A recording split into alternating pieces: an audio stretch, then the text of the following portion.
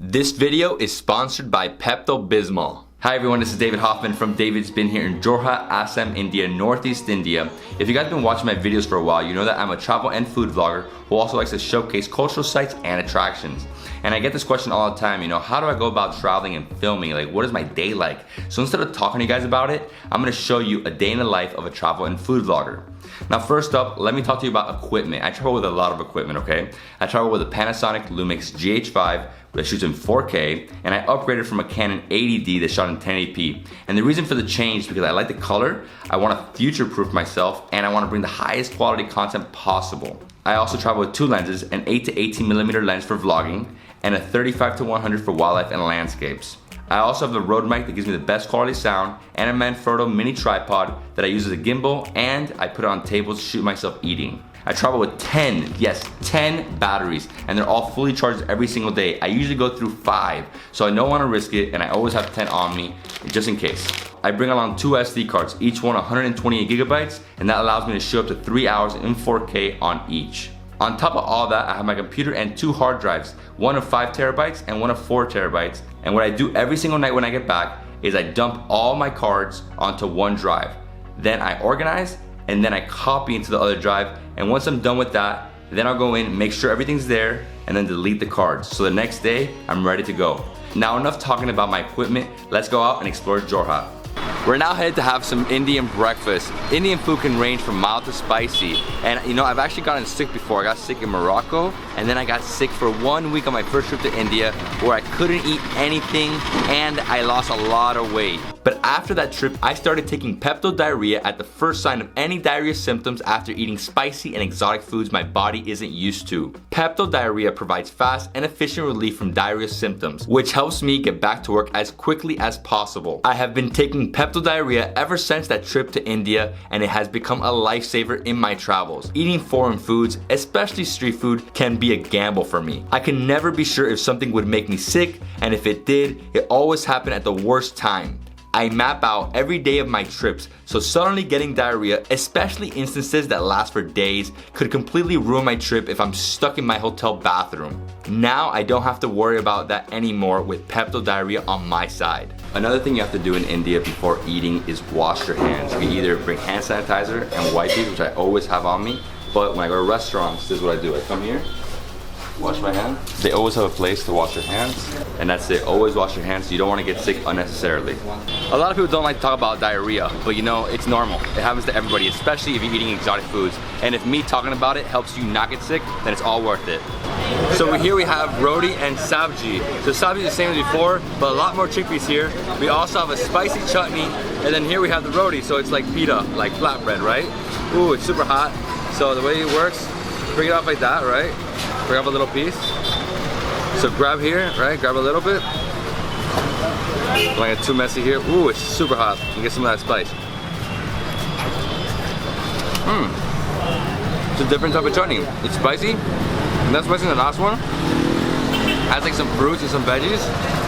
Super nice. Go in again, like that. Always with the right hand. Go in, get this. Oh, I love it. It's like a salsa. Zoom in here. So this is the sabji, right? Sabji is very nice. It's a little different. Way less potatoes in this one. More chickpeas and some like greens in here. So then you break this off, right? It's hard, but you always break it off with one hand. Then you go in, get it like a taco, right? Then you go over here for the chutney. And there we go.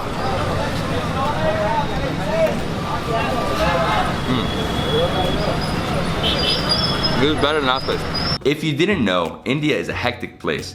There are so many forms of transportation. Be aware of your surroundings, especially when crossing the street. I like to have cash on hand, which I pull out at ATMs when I arrive.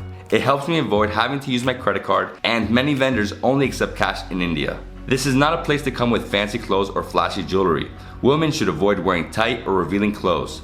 Remember to wear comfortable walking shoes because you're probably going to be on your feet a while. In India, it's impolite to eat or pass food with your left hand. The typical greeting here is namaste with both hands together. Some people may shake hands with you if they think you prefer to.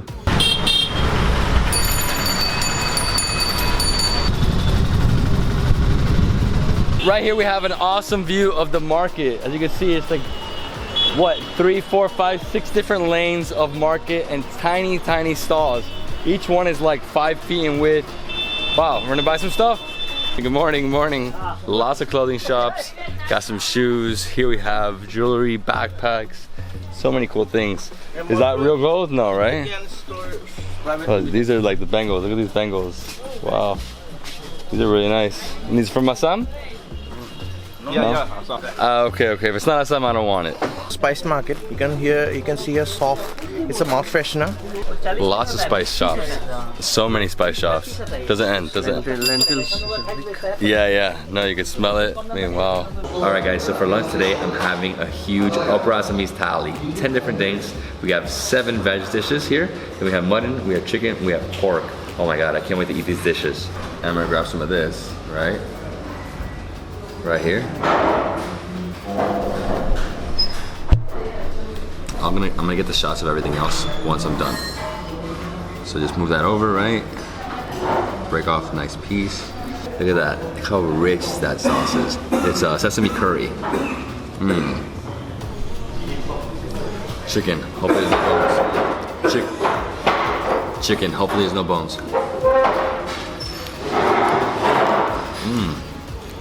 Nice and tender. Man, the sesame.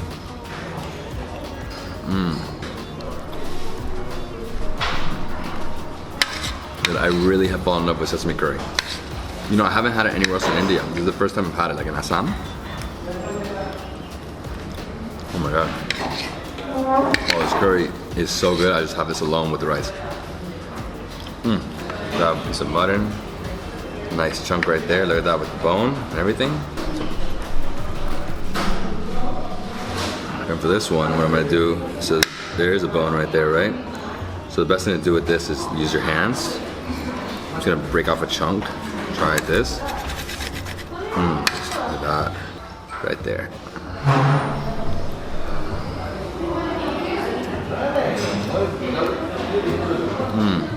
When I eat rich foreign foods like this, I often get diarrhea afterwards. So I keep Pepto Diarrhea with me at all times while I travel and explore, so I can take it the moment any diarrhea begins. Pepto Diarrhea has saved me so many times during my trips to India.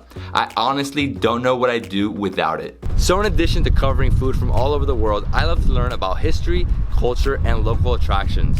And even though I'm primarily a food vlogger, I think it's extremely important to see more than just food and the inside of restaurants and highlight other aspects of the places I visit.